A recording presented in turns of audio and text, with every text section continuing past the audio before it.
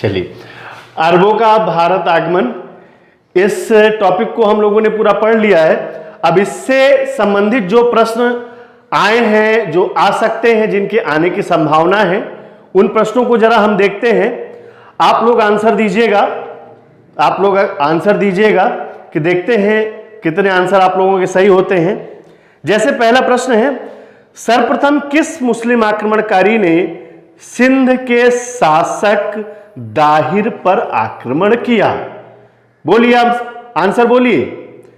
प्रश्न एक बार फिर से, सर्वप्रथम किस मुस्लिम आक्रमणकारी ने सिंध के शासक दाहिर पर आक्रमण किया? तो सही आंसर है मोहम्मद बिन कासिम। और मोहम्मद बिन कासिम के विषय में अभी मैंने पढ़ाया है आप लोगों को, ठीक। फिर अगला प्रश्न है, मोहम्मद बिन कासिम किस मार्ग से भारत पर आक्रमण किया? मोहम्मद बिन कासिम ने किस मार्ग से भारत पर आक्रमण किया? तो कौन सा मार्ग था? दो हैं, एक तो मकरान और खैबर। इनसे अलग मत जाइएगा उत्तर पश्चिम सीमा में। तो मकरान मार्ग से मोहम्मद बिन कासिम ने भारत पर आक्रमण किया। क्लियर? ध्यान रखिएगा इस चीज को। भारत पर आक्रमण के समय मोहम्मद बिन कासिम की आयु क्या थी? मोस्ट इंपॉर्टेंट, क्योंकि अभी तक आप जब मुगल पढ़ते हो तो वहां पे अकबर की आयु जरूर पूछी जाती है। तो अभी यह प्रश्न बना नहीं है, लेकिन आने वाले एग्जाम्स में आप देखेंगे कि यह प्रश्न आपके सामने होंगे। तो जिस समय मोहम्मद बिन कासिम ने भारत पर आक्रमण किया, उस समय उसकी आयु 17 वर्ष थी, मात्र 17 वर्ष। ठीक है, अगला प्रश्न देखते हैं। आप लोग भी जवाब दीजिएगा। मोहम्मद बिन कासिम के आक्रमण के समय सिंध का शासक कौन था? मोहम्मद बिन कासिम ने जब सिंध पर आक्रमण किया है तो उस समय वहां का शासक कौन था? तो अभी मैंने बताया है दाहिर, और दाहिर ये हिंदू शासक था। दाहिर हिंदू शासक था। अगला प्रश्न देखते हैं।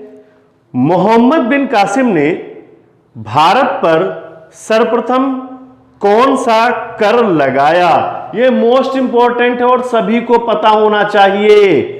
मोहम्मद बिन कासिम ने भारत पर सर्वप्रथम कौन सा कर लगाया? तो वो कौन सा कर है? जजिया, जकात, खुम्स और खराज। इस्लाम में इन 4 करों को मान्यता दी गई है। इनके बारे में हम बाद में बात करेंगे। तो यहां पर लेकिन एक साथ 2 चीजें रख लीजिए कि सर्वप्रथम लगाया किसने? यहां पे कर मोहम्मद बिन कासिम ने, और अंतिम रूप से हटाया किसने? मोहम्मद शाह रंगीला ने सन 1720 में। और किसके कहने पर? सवाई मिर्जा राजा के कहने पर यह कर उसने हटा दिया। ठीक है, सवाई मिर्जा राजा के कहने पर यह कर हटाया 1720 में, प्रथम बार 1712 में। अगला प्रश्न, सिंध विजय के समय किसने मोहम्मद बिन कासिम का साथ दिया था?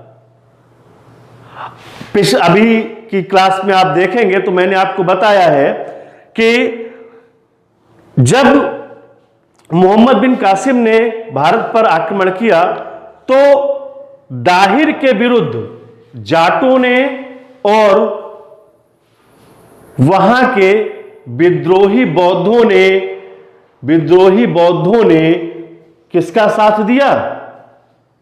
किसका साथ दिया? मोहम्मद बिन कासिम का। तो सिंध विजय के समय किसने मोहम्मद बिन कासिम का साथ दिया?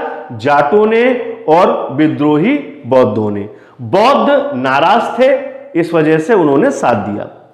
फिर मोस्ट इंपॉर्टेंट प्रश्न, यह अभी तक बना नहीं है, बनेगा जरूर। 8वीं शताब्दी में सोने का नगर किसे कहा गया है? 8वीं शताब्दी में सोने का नगर किसे कहा गया है? 8वीं शताब्दी में एक स्थान है, सभी लोग नाम जानते हैं, मुल्तान। मुल्तान में इतना धन था कि वो पूरा नगर बिल्कुल सोने से एकदम पटा हुआ था, इसीलिए उसे सोने की नगरी भी बोलते थे 8वीं शताब्दी में। तो 8वीं शताब्दी में सोने की नगरी कौन? मुल्तान। अच्छा, हिंदसा का अर्थ क्या है? हिंदसा, हिंदसा देखिए, हिंदसा जब हमारे यहां ये बाहर से मोहम्मद बिन कासिम ये सब लोग आते हैं तो इन्होंने यहां से बहुत कुछ सीखा, जिसमें दशमलव पद्धति है, ठीक है, वर्गमूल है, घनमूल है, ये सारी कुछ चीजें सीखी। तो हिंदसा का मतलब है हिंद का ज्ञान, हिंद का ज्ञान। यह भी प्रश्न अभी तक नहीं पूछा गया है, लेकिन मोस्ट इंपॉर्टेंट की श्रेणी में है और आगे पूछा जाएगा। हिंदसा, हिंदसा का अर्थ है हिंद का ज्ञान। महमूद गजनवी के पिता का नाम बहुत सरल है, सुबुक्तगीन। पूछा क्यों जा सकता है? पूछा इसलिए जा सकता है कि एक नाम इसी से मिलता जुलता है, अलप्तगीन, तो इसीलिए पूछा जा सकता है। आपको भ्रम की स्थिति में डालने के लिए प्रश्न पूछा जा सकता है कि महमूद गजनवी के पिता का क्या नाम है, तो सुबुक्तगीन। फिर बुत सिकन किसकी उपाधि थी? बुत सिकन यानी मूर्तियों को तोड़ने वाला, मूर्ति भंजक। और मूर्ति भंजक कौन था? महमूद गजनवी। कौन था? महमूद गजनवी। उसने धन प्राप्ति के लिए सोमनाथ मंदिर को ध्वस्त किया, आप लोगों ने पढ़ा अभी। तो मूर्ति भंजक कौन है? महमूद गजनवी। आप लोग भी जवाब देते रहिए, ठीक है। देखिए आप लोगों को कितना आता है। महमूद गजनवी के आक्रमण का उद्देश्य क्या था? चिंतन करिए, देखिए।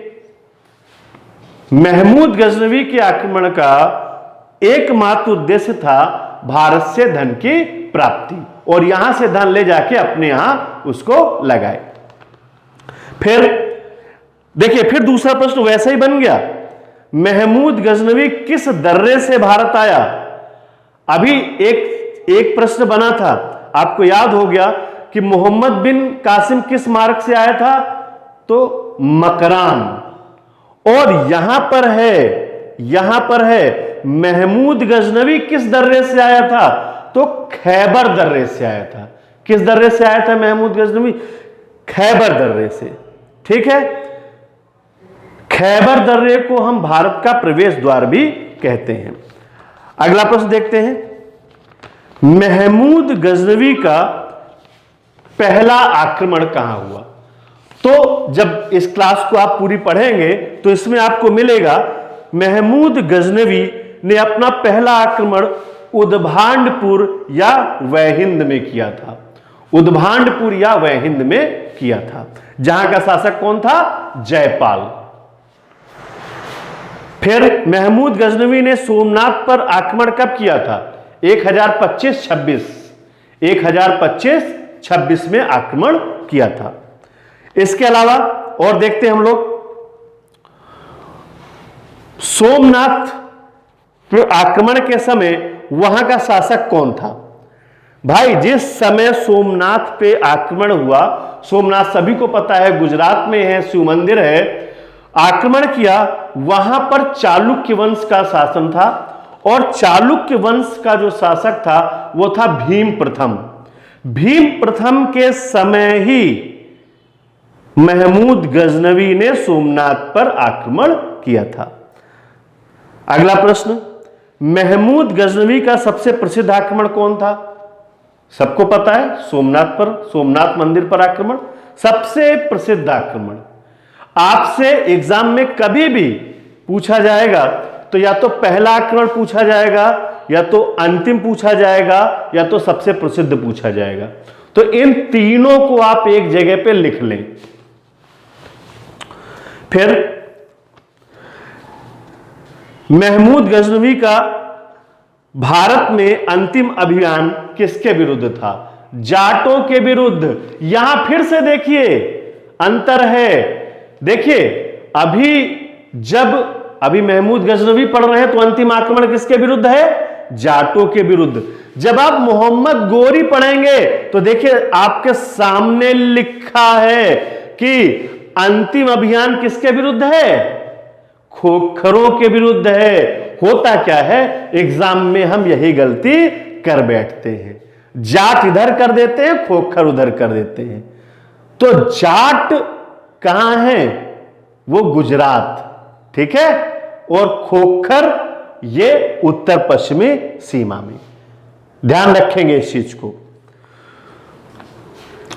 महमूद गजनवी का भारत में अंतिम अभियान जाटों के विरुद्ध। महमूद गजनवी किस वंश से संबंधित था? मैंने आपको बताया यामिनी वंश। वैसे ही आपसे पूछा जा सकता है मोहम्मद गोरी किस वंश से संबंधित था, तो ये आपके सामने लिखा हुआ है संसबनी वंश। किस वंश से संबंधित था? संसबनी वंश से। फिर जंगी किसकी उपाधि थी? जंगी किसकी उपाधि थी?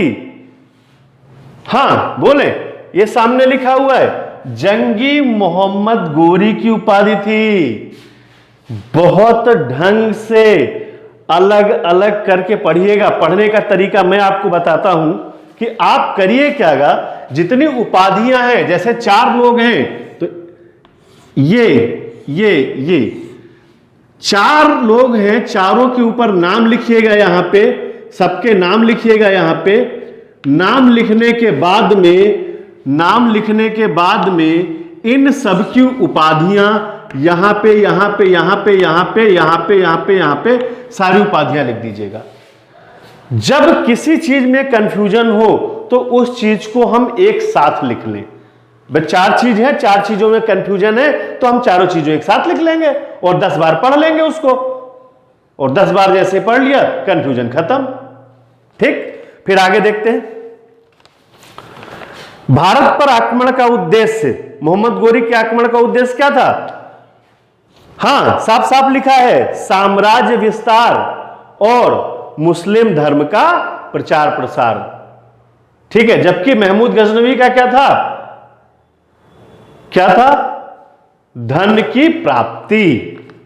फिर आगे देखते हैं। तराइन के प्रथम युद्ध में कौन पराजित हुआ? साफ साफ याद होना चाहिए, मोहम्मद गोरी। तराइन के प्रथम युद्ध में कौन पराजित हुआ? मोहम्मद गोरी। ये लगा हुआ है कट का निशान। फिर आगे देखें, तराइन का प्रथम युद्ध किसके साथ हुआ? अब यहां पे मैंने ये प्रश्न क्यों पूछा? पृथ्वीराज चौहान नाम ना देके नाम दे देंगे क्या? राय पिथौरा। अगर दूसरा नाम नहीं पता है तब इधर उधर मुंह ताकोगे, गिनती गिनोगे ना कि 1 2 3 अक्कड़ बक्कड़ बम्बड़। तो ये ना हो, इसलिए ये मैंने प्रश्न आप लोगों से पूछा है। आगे देखते हैं। मोहम्मद बिन साम के नाम से किसे जाना जाता है? अभी आप लोगों ने देखा मोहम्मद बिन साम के नाम से किसे जाना जाता है? तो मोहम्मद गोरी। तराइन की द्वितीय युद्ध में कौन जीता? साफ साफ मोहम्मद गोरी। तैयारी करके आया था, 1 साल पूरी तैयारी करी। पहला 1191 में लड़ा, दूसरा 1192 में। 1192 में पूरी तैयारी के साथ में आया था। खारबक, खरमेल और इलाह मुकलबा, ये इसके 4 जो सेना नायक थे, इनके साथ आया था और इस युद्ध को उसने जीत लिया। फिर अगला प्रश्न है, लक्ष्मी और नंदी युक्त सिक्के किसने चलाए? मैंने अभी बताया आप लोगों को, नंदी और लक्ष्मी युक्त सिक्के मोहम्मद गोरी ने चलाए। क्योंकि देखिए, ये विरोधाभासी प्रश्न जितने होते हैं ये बहुत पूछे जाते हैं। भाई आप सोचो, वो भारत पर आक्रमण कर रहा है, हिंदुओं को मार रहा है, लूटपाट कर रहा है, सब कुछ कर रहा है, और ऊपर से नंदी और लक्ष्मी युक्त सिक्के चला रहा है। विरोधाभास है कुछ? तो ऐसे विरोधाभासी प्रश्नों के पूछे जाने की संभावना बहुत होती है। तो सो प्लीज इन प्रश्नों को ध्यान रखिएगा। आगे देखते हैं। पृथ्वीराज रासो की रचना किसने करी? साफ साफ लिखा हुआ है चंद बरदाई ने करी। किसने करी? चंद बरदाई। और चंद बरदाई किसका दरबारी कवि है? पृथ्वीराज चौहान का। फिर आगे देखते हैं, चंदावर का युद्ध कब लड़ा गया? सन 1194 में। चंदावर का युद्ध 1194। ध्यान रखिएगा सन। चंदावर का युद्ध किसके किसके मध्य हुआ? हां बताएं आप लोग, किसके किसके मध्य हुआ चंदावर का युद्ध? जयचंद और मोहम्मद गोरी या मोहम्मद बिन साम, नाम कोई भी आए, ठीक है, जितना आप पढ़ेंगे उतना परफेक्शन में आएंगे। फिर देखते हैं आगे, चंदावर कहां स्थित है? मैंने अभी आपको बताया, कन्नौज और इटावा के मध्य एक स्थान है चंदावर, वहां। मोहम्मद गोरी का अंतिम अभियान किसके विरुद्ध था? साफ साफ लिखा है कि अंतिम अभियान खोखरों के विरुद्ध था। खोखर एक जाति जनजाति है जिसने उत्तर पश्चिम, ये इधर से ये लोग आते थे, तो जब ये इधर से आते थे तो ये यहां बहुत परेशान करते थे। जब ये खोखरों के विरुद्ध इसने बड़ी सी सेना बनाई, इनको अब सबक सिखाने के लिए आया था, लेकिन इसकी मृत्यु हो जाती है। इसके बाद आगे है, मोहम्मद गोरी की हत्या कहां की गई? तो अभी मैंने बताया सिंधु नदी के किनारे दम्यक नामक स्थान पे। कौन सा स्थान है? दम्यक। ये देखिए लिखा हुआ है दम्यक। दम्यक नामक स्थान पर इसकी हत्या कर दी गई। फिर आगे, फिरदौसी किसके दरबार में था? तो भैया साफ साफ लिखा था मैंने अभी कि फिरदौसी महमूद गजनवी के दरबार में था, और उसकी पुस्तक थी शाहनामा। कौन सी पुस्तक थी? शाहनामा। क्लियर? फिरदौसी की पुस्तक, प्रसिद्ध पुस्तक कौन सी? अभी मैंने बताया शाहनामा। किताबुल हिंद नामक पुस्तक लिखी अलबर्नी। अलबर्नी भी किसके दरबार में था? महमूद गजनवी। तो फिरदौसी और अलबर्नी दोनों ही महमूद गजनवी के दरबार में थे। नया प्रश्न है, पूछा जा सकता है, ध्यान से सुनिएगा, किस पुस्तक को 11वीं शताब्दी का दर्पण कहा जाता है? तो किताबुल हिंद। किसको कहा जाता है? किताबुल हिंद। और ये लिखी किसने है? अलबरूनी ने। ठीक है, अच्छा, अलबरूनी ने ही एक वाक्य कहा है कि भारतीय ये कहते हैं और ये समझते हैं कि ना तो मेरे जैसा देश है कोई, ना तो मेरे जैसा कोई राजा है, ना तो मेरे देश जैसा कोई विज्ञान है। इतना घमंड है भारतीयों को अपने पे। ये अलबरूनी का कथन है, कई बार पूछा गया है, तो इसको ध्यान रखिएगा और हो सके तो लिख लीजिएगा कहीं पर। ठीक, फिर महमूद गजनवी ने, बहुत सरल सा प्रश्न है, महमूद गजनवी ने भारत पर कुल कितनी बार आक्रमण किया है? तो भाई साहब 17 बार आक्रमण किया। कितनी बार? 17 बार। यहां मैंने ये इसलिए पूछा है क्योंकि एक इतिहासकार है, उनका नाम है इलियट। इलियट महोदय ने 17 बार बताया है, जबकि अन्य इतिहासकार केवल 8 बार बताते हैं। लेकिन इलियट